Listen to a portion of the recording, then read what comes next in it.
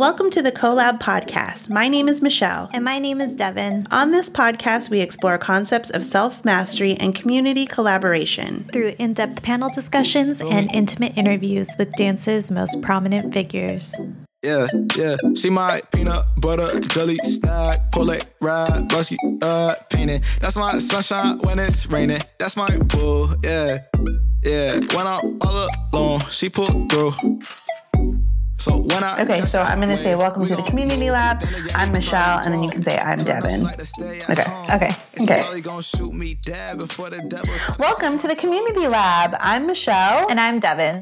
Well, this is our first podcast episode. How excited are you? Very excited. Looking forward to things that we've been wanting to talk about for a really long time now. Yeah, definitely. This has definitely been a long time coming for us. We used to own a little studio in Chula Vista called the Box Dance Studio, and we have gone into hiding after closing our studio. I'll call it recovery. So back in 2011, we had this crazy little dream to open up a studio. And I don't think I'll remember the specifics of that day, but I do remember we were in our parents' kitchen and we were all sort of standing around the island counter, and it was you, me, our two brothers, Jordan and Dylan.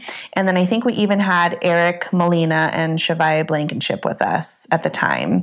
And we had just come off of a performance that we promised to do for our dad as a favor, because we were all dancers, but we were dancing for other teams. I think someone jokingly said, I can't remember if it was you or Erik, but someone jokingly said, like, how cool would it be if we opened a studio? And we all laughed about it, right? But then we couldn't stop talking about it. You know what it was? We were being interviewed for TFC. Or maybe it was Jordan who said, maybe one day we'll open a studio, and we all sort of laughed about it. Is this the interview that was done in our living room? Yes. And we had to dance in the living room? Yes. Yeah. So I think that's where the idea of the studio came. So in 2011, we took a leap, and we literally dove right in. And I think as soon as we made the decision to actually do it, we were probably in a space within 2 months. And we were basically in a room with 4 walls, no mirrors, no stereo system, but dancers. I remember our first couple of rehearsals. I mean, we went into that space and stared at a wall and just rehearsed. Yes, I do remember that. I think we kind of picked a different side of the building to face every day because there weren't mirrors to look at. So we probably hit all 4 sides of the box. Yes, definitely. Before we got mirrors. Yeah, it was a great time. Well, and so that was our first space. And I don't remember the exact square footage of that space, but I do know that it was small, but it was great for us because it was a starter space for us. And we were there for a year or 2 years before we had to move locations. It wasn't very long. And then we actually expanded and moved to a larger location within the same mall complex. And I remember we really loved that space. I felt like that space really spoke to us because just the color scheme, and it was just a beautiful open space. Great for videos, great for rehearsal. Yeah, I think a lot of our dancers fell in love with just the aesthetic of the space. I know I did. I'll never forget that beautiful granite top counter served as our front desk. And also it was just more space because our studio had gotten to a point where we had that many dancers to fill it. So it was great to be able to give them what they needed. Well, and by that time, so when we first opened the box, I'm going to go back a little bit. When we first opened the box, we had one team and we had, 30 or 40 dancers with us. We included all ages. So it was all age inclusive, including our brother Dylan at the time, who I think was only like 11. No, my math. I'm a horrible mathematician. Anyway, he was a cute little boy. He's now a young grown man. We even included him because we wanted him to dance. And our cute little cousins. Zach and Jake. That we wanted to include. And me. And I don't want to say my age, but I was well into my adulthood. So we had a wide range, and by the time that we had expanded into the second space, we were 3 full-fledged competition teams. We had a youth team, we had a junior team, and we had an adult team, and they were all competitive. Yes, and we even added an exhibition team. Yes, that's right.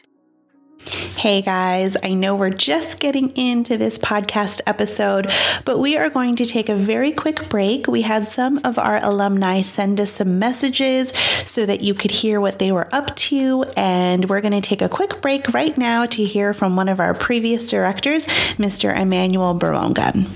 Hi, my name is Emmanuel Barongan. I'm currently 28 years old. And I was a co-director at the box. It's been so long, I don't remember, but I do know that I was an instructor as well. I helped out with our youth team and our teen hip-hop team. And what am I up to now? I actually work for the county of San Diego, and I'm also a part-time hip-hop dance instructor at the Toby Wells YMCA. I'm also a freelance graphic designer / illustrator. And that's pretty much what I'm up to right now. Trying to keep dance alive and well in my life. Trying to pursue what sets my heart on fire. Thanks for having me. Thanks so much, Eman. It was so great to hear from you. We are so glad to hear that you're doing well. Now, back to the episode. What started this whole crazy, amazing chapter of our lives was the fact that we wanted to bring dance to as many people as possible. We didn't care how old you were, as long as you had the passion to dance, we wanted to be there to help facilitate that. We wanted to be that vehicle. Well, and then sadly we had to move out of that space. The good news is that we moved to an even larger space, but it was sad because we had finally felt like we were meeting some stability, and we were in this beautiful place that had this beautiful aesthetic, and then it was sort of being ripped out from under us, so to speak. And so we had to do this very quick move into another space, and we had to adapt very quickly. We did it, and we made the best of it, I think, as we did with every situation that we were in. And with that space, we had some really great times, and I think we also had some really dark times. One particular time at the very beginning that I want to, reminisce over was that initial move into our third space, because it did happen very quickly. We didn't have a lot of time to prepare for that move. So it ended up falling on a weekend where we had to go to Anaheim to compete for Showstoppers. Yes, I remember this. We ended up driving to Anaheim that morning, watching our team compete, driving back down that same day, and then packing up the studio. And essentially, we were like moving boxes in the night. Our amazing team pitched in. They really helped us make that move as seamless as it could be. It was just a very strong reminder of like, okay, this is not the situation that we may have asked for, but at least we have our dance family. Yeah. Wasn't this the competition? Wasn't this the Showstopper where this was the only competition where Raw had advanced the actual finale as the only hip hop team? Yeah. Yes, it was. You have such a good memory. We ended up we did the move, and we ended up having to go back to Anaheim the next day. Because we made it to the finals. Because Raw made it to the finals, which was amazing. It was sort of like the light in the darkness during that whole stressful move. We're going to fast forward because we've done a lot of reflecting and we've done a lot of talking about this. And many of you that have followed us and, have been to our studio, our story. We had to make a very difficult decision to close our doors. It was not something that we were exactly happy about doing. It was a really tough decision for us. We were pretty devastated after we closed the studio. And I think that we were going through the motions when we closed. For me, my immediate reaction was, let's close and reopen as fast as possible, because I wanted to be able to serve the community right away. But what I found happened was I actually needed time to heal. And I sort of just broke down, and I just sort of kind of curled up into a ball, physically and mentally and, emotionally.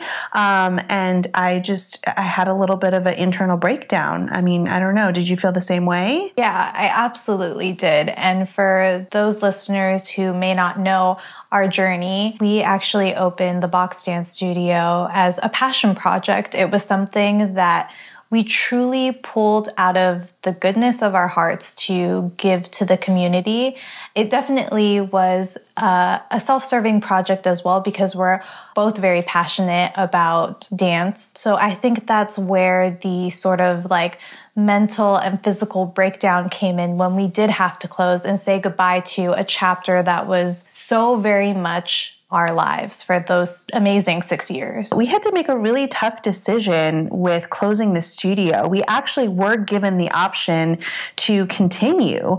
Really quick, I won't get into too much of it because, we've sort of run this story to the ground and have had a pity party for ourselves. But essentially, we were given an option to move our location for the 4th time in the same mall complex. And we had to make the very difficult decision to say, do we move again and sacrifice our business and our customers, not knowing where we're going and sort of this instability, or do we just cut our losses and say, this is it for the box? And that was really, really tough for us. And ultimately, as you all know, we decided that we wanted to cut our losses and just say thank you, but no thank you, and close the doors. I think it got to a point where we most definitely wanted to stay open and have the space available for the community, because that's one of the main reasons why we opened in the first place. But it just got to a point where it was hurting the community more than it was helping. Just with the opening and closing and moving, it just was very inconsistent. It was almost like we had to compromise with, being in that particular location and sort of appeasing our agreement to be there. Once we kind of took a step back and realized that it just wasn't worth it anymore, that we weren't doing it on our own terms, we had to say goodbye. All right, we hope you're enjoying this episode so far. We are going to take another quick break to hear from another alumni, Mr. Chavia Blankenship.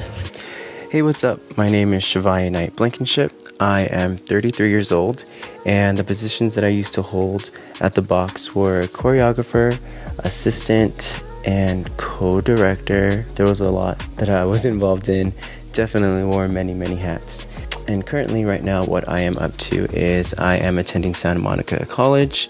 I am working full-time at a nonprofit organization, and I am currently working on a feature film project as a choreographer and co-producer. Great to hear from you, Chavia. Thank you so much for sending us that little message. We're glad that you're doing well. We miss you. And now back to our episode. That is actually what this particular episode is about, because we have finally come out of quote unquote hiding.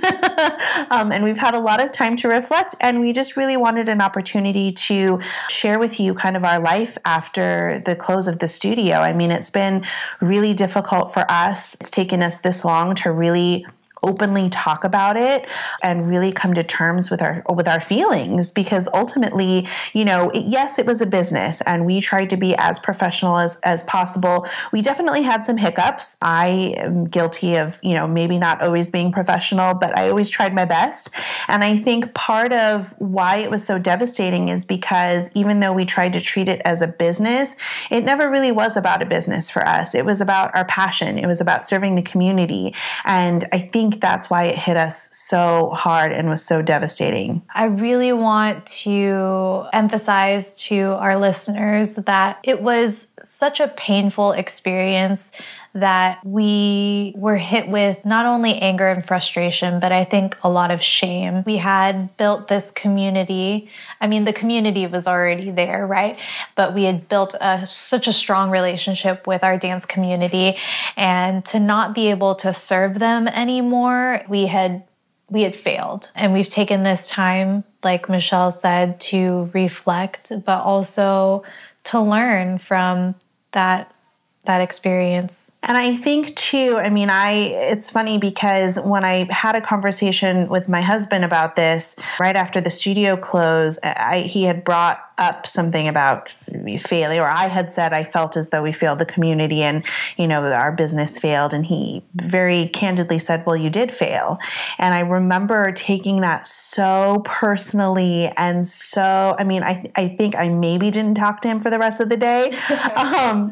Because I never want to fail anyone, but ultimately that's what happened. We did fail as a business, but I hadn't come to terms with that quite yet. I hadn't come to terms with the fact that we did fail in the terms of business. When you're speaking in business terms, you close your business, it is considered a failure, right? Because you haven't maintained your business and you haven't, retained your customers and you haven't stayed open, and all of these things. But it just really sort of hit me in the gut. And I think in that moment, after I came back from, being sour and salty about it, I realized that he was in fact correct. And I needed to come to terms with it in order to heal. And we're going to dive into this later in the episode. But in terms of learning how to fail, this was such a great experience because I kind of had a similar conversation with my husband as well. But I really had to look at it from a different perspective. Yes, this is a failure, but you cannot have success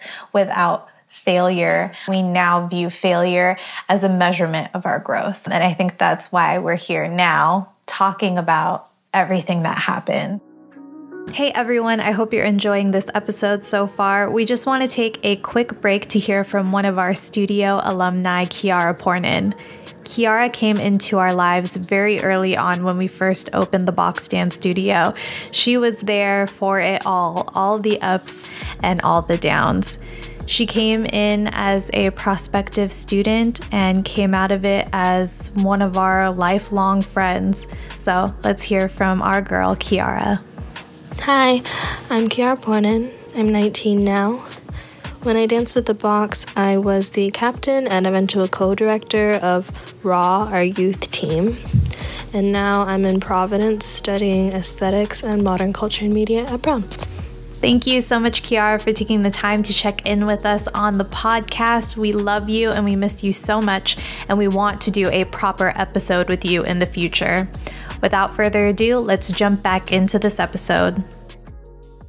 I really want to hear from you. How did you, I think I've talked about it, but how did you really come to terms with saying goodbye to the studio? I think I've come to terms with it, but I still have moments where, I reflect on it and I miss it. And I don't think I've fully said goodbye to it. Yeah, I don't feel like I really said goodbye to it either. It's funny because just earlier today, I was scrolling through pictures trying to plan out my Instagram, and I came across a picture of our third studio, just the exterior. And I thought to myself, wow, what an amazing space we had. And I want to remember the good, but you can't have the good without the bad. Yeah. So, in terms of coping with the loss and having to close the studio, it's been a journey to get to here, to this episode, Definitely. To talk about it with such transparency. But I think a lot of it had to do with having you. I couldn't have gone through it alone.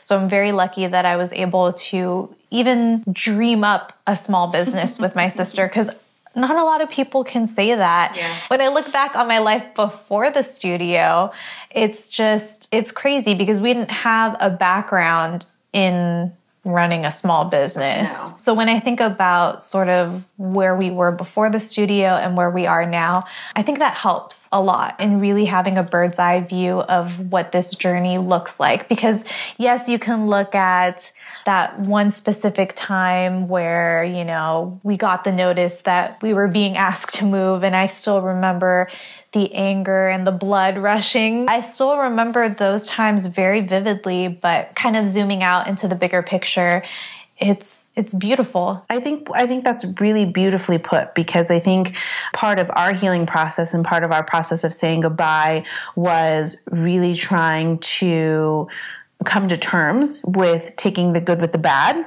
because like you said, we would reflect, and then we would have these sinking feeling moments because we would remember sort of the dark times, and then we would sort of just close up, right? Because you didn't want to think about those bad feelings, right? Because it brought you back to a place that you didn't want to be in.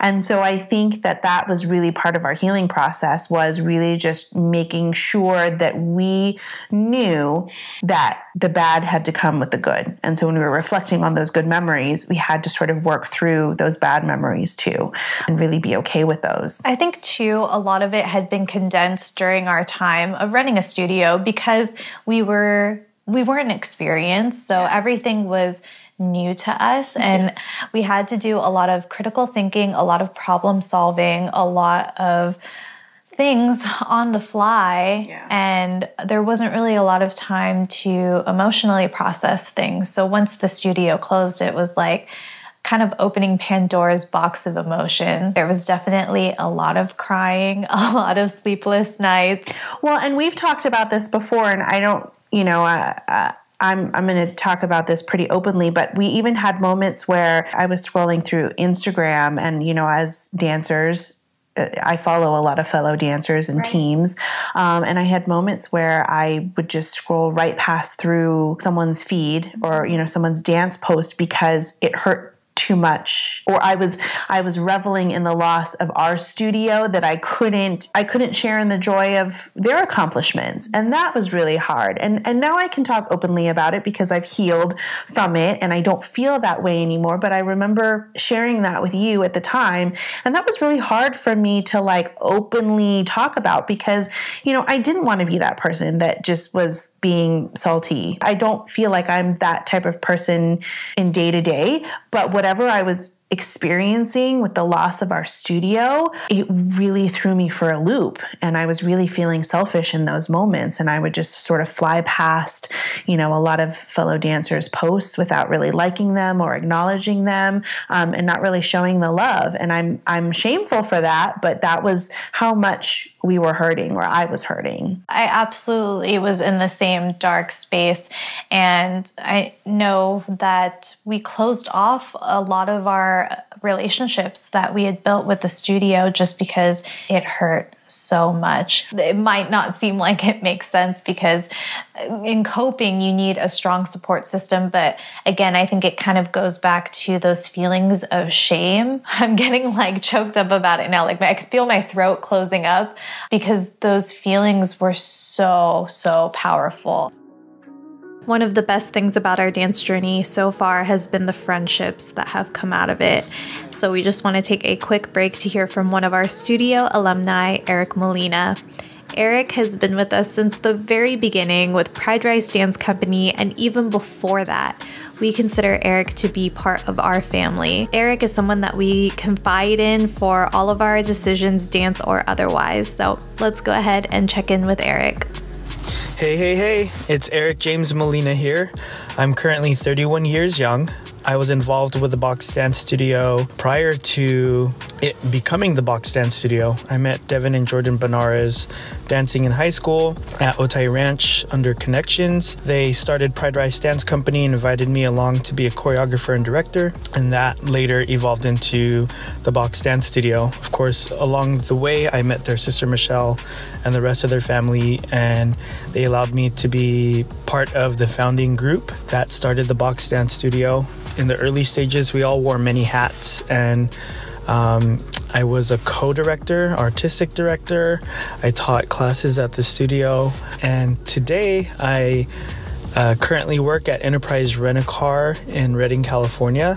When I first left the box, I left to go to college in Sacramento State University. I got my bachelor's in dance there and was able to do a bunch of things with teaching at different studios and being part of Press Play Dance Company and Sac State, Sac Modern, just a bunch of different things. But I've since left and moved on to a full-time career as an assistant manager with Enterprise Rent-A-Car. And I don't dance as much as I used to. I would love to again, hopefully soon. But in my free time, I enjoy playing with makeup and exploring the art of drag. I don't do any of that professionally. But, art, music, dance, all of that will always be a part of my life in one way or one way or another. Much love to the Benars family and anyone who's listening to this. I love the Box Dance family forever. You guys will always have a special place in my heart. Erik, thank you so much for taking the time to share that with our listeners. We cannot wait to do a future episode with you here on Collab Podcast. But for now, let's dive back into this episode. But I will say that, since that time, I think talking about it has really helped me come to terms with it. We've had a lot of conversations, you and I think we even joked about, having recorded those conversations where we had these little revelations, like we should be recording this because this would make a great journal. I think part of my healing was the talking and also getting back into dance. I was going to culture shock and I was inviting you to come with me, and we started out slow by taking, a couple classes every couple weeks. And it felt really good to kind of be dancing again. And that was, I think, a pivotal moment for us in our healing, because it was really great to be back immersed in the community again, even in small doses. The most ironic thing about this entire situation is that I believe we needed this the entire time. The very thing that we were avoiding, which was talking to our dance friends, taking dance class, those very strong healing resources we had closed ourselves off from. I do think that time was important away from dance because you and I did a lot of personal development. Yeah. There was a lot of reading, a lot of deep dives on what we would have done differently, what kind of person we think we could have been to keep the studio open. So I think that time was important. I don't regret it, but I just think it's funny how the thing that we were avoiding was the medicine that we needed all along. Devin and you and I started taking classes at Culture Shock, and I sort of made this spontaneous decision. I don't know what else to call it, but it was really spontaneous. And my girlfriend had talked me into it. It was auditioning for Shock Army. And it was really nerve-wracking and scary for me because all I had ever known was the box, and all I had ever known was being sort of an executive director to these teams. And I would participate every now and then. I danced on Ripe, but Ripe was a different caliber in my mind because it was comfortable for me. I knew everyone on the team. Jordan was directing Ripe at the time. And so I felt comfortable dancing for my brother and dancing on a team of what had grown to be my peers. I mean, all of these dancers were way younger than I was, but I was at a comfort level that was good for me. And so to make the decision to audition for Shock Army was really scary because it was a new team under a completely different director. It was something completely out of my comfort zone, but my girlfriend convinced me to do it, and I did it, and it's been such a great experience. And like you said, I think it's exactly what we needed. It's been the medicine that I've needed to kind of help me get back into it. Just makes me think of your son, Cameron, my nephew, and how just as kids, you don't like the taste of medicine, right? Yeah. But as parents, we know that that's what's going to make you feel better. But kids, we just avoid it like the plague because it doesn't taste good, or I don't like the color or the smell. And so in the same instance, I mean, I might be oversimplifying it here, but we were avoiding dance because it had left a sour taste in our mouth of closing the studio. Yeah. You and I have taken a bunch of classes at Culture Shock and Legacy Dance Studio with Sai, and just sort of reconnecting with a lot of our old dance friends, which has been just really amazing and very humbling to be accepted back in with open arms after sort of taking a leave of absence, but seeing old familiar faces and just like the smiles and the hugs that we're so fortunate to get. It really is amazing. Yeah. Well, and we got to dance in the Philippines too. That was a lot of fun. That was a lot of fun. Dylan taught his first international class, our youngest brother, and that was really exciting. A really interesting experience to see dance sort of outside of the United States. Yeah. It's a little bit different. Yeah, well, and that's something that we'll probably talk about on a future episode. But I think my one takeaway was really just, seeing how dance was here for us in the States, like you said, but then seeing I guess you just, when you live in your bubble, right, you don't think about the outside. And being able to dance in the Philippines and to see how it translates globally was really exciting for me because it's so universal. And that was so exciting because, you don't have to speak the language. I mean, in the Philippines, they all speak English, but you didn't have to. Some of the instructors and the students were speaking Tagalog, but it didn't matter because you were all doing the same moves and you were all there for the same purpose. And that was such a cool experience. Sort of a full circle moment because we got to see Angelica Arda, yes, who had actually taught with her brother when we first opened the box dance studio. The really cool thing about it was that we got to visit her studio. She actually opened a dance studio in the Philippines in Quezon City. So if you're ever there, you should definitely go take class. It's a beautiful studio. Yeah, Zero Studios. Zero Studio. Yeah. There was, exactly. It was such a full circle moment for us because the Ardas came out to the States and they taught at the box. I think they were one of our first master classes that we had. And at the time they were just starting out and, they've evolved into this, award winning. They have the A team and they're internationally known. And now they've opened their own studio. So for us to be able to take class in their studio and have Dylan teach there was such a cool experience. Yeah, I'm getting goosebumps just talking about it. That's amazing. Yeah. So we'll have to save that for another episode because that was a lot of fun. What are some of your biggest takeaways from this past year? I mean, we've talked a lot about some of the things that we've learned and a lot of the healing and reflection that we've done. But, if you could put it into, one or two takeaway points, what are some of the biggest takeaways that you get to take into this, into the new year? I have had a lot of conversations with my husband about the studio because he's been a huge support system as well in sort of recovering from the loss of our beautiful small business. When I was really having a hard time coming to terms with the studio closing, I felt like I had lost my identity. I didn't know who I was anymore. I had always been the studio director for the box. And once that was taken away from me, I wasn't sure where I was supposed to go in life. And I know this is turning into more than one to two sentences. Okay. With sort of feeling lost, he kind of helped me recenter myself by asking, well, are you going to try again?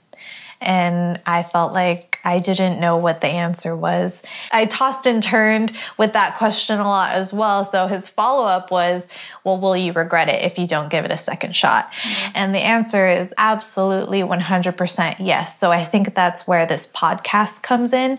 No, it's not a physical space where dancers can come to, but I'm hoping that we can reach the same audience, even a larger one, and that it can be accessible to those who need it.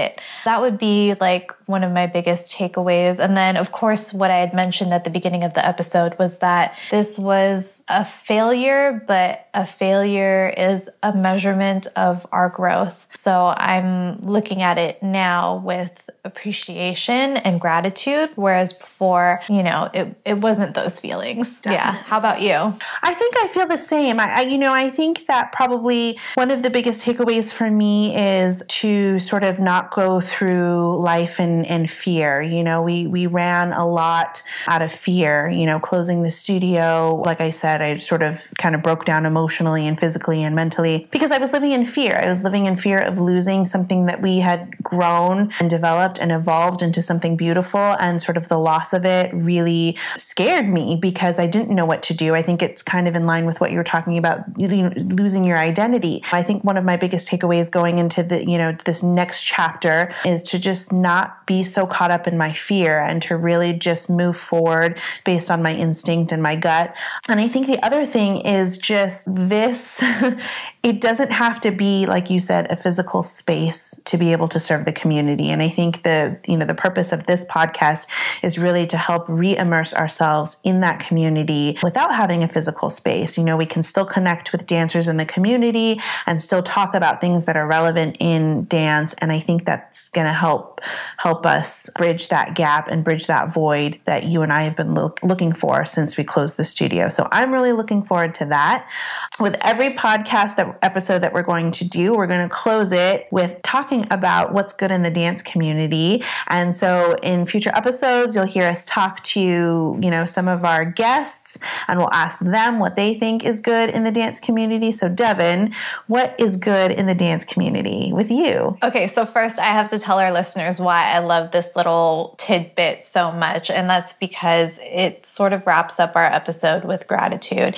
And that is another huge takeaway from this whole experience, is that if you have an attitude of gratitude, you can accomplish anything. My answer is going to be so silly, but it was the first thing that I could think of. Okay. What's good in the dance community? And it's so random. I feel like I want to come back with a different answer.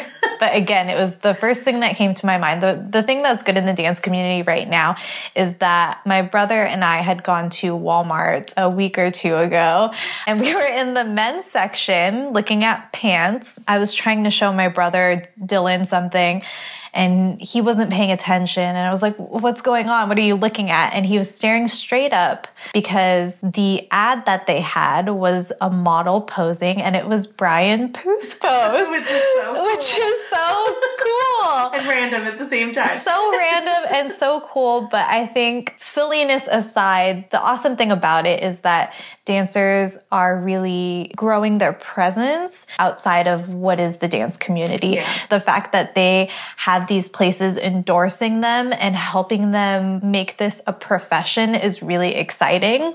The next time you're in Walmart, you might want to see if you can find Brian Poo's post. It's kind of like when you go into Trader Joe's and they ask you to look for Brian Koba. Yeah. Koba the cougar, jaguar. I don't know what kind of animal. I can't give you a juice box or anything like that, but let us know if the next time you're in your Walmart, if you can find Brian Poo's post. Yeah. So I think it's because it's sort of at the top of my mind. And unfortunately, I did have to take a step away, but Shock Army is what's good. It really, as I mentioned earlier, kind of helped sort of re-immerse me back into the dance community. And it's great because at my age, which I still refuse to mention, there isn't a lot of options for dancers out there. I mean, yes, you can take class, and Culture Shock's a great resource for that. But Shock Army is for dancers 25 and up. It goes all the way up. I mean, I was dancing with people in their 50s and 60s, and it was just such a cool team to be part of. And like I said, unfortunately, I can't continue to be part of it because I have some other obligations, but it was just a cool thing to be able to do, and to be able to just share the stage with, people who it's just in their blood. And like I said, they're much older, but they just want to keep dancing. And it was a really great experience. So that is my answer. Shock Army is what's good. I love it. Well, thank you, listeners, for joining us for our very first episode of the Community Lab. We are so excited to be on this journey with us, and we hope to catch you next time. Thank you so much for listening to the Collab podcast. If you enjoyed this episode, please show your support by leaving a review on iTunes. And be sure to subscribe to our show wherever you get your podcasts. The conversation continues over on Instagram and YouTube with highlights from today's episode. That's my sunshine when it's raining. That's my boo, yeah. When I'm all alone, she pulled through. So when I catch that wave, we gon' move. But then again, we probably won't. Cause I know she like to stay at home. And she probably gon' shoot me dead before the devil try to take my soul.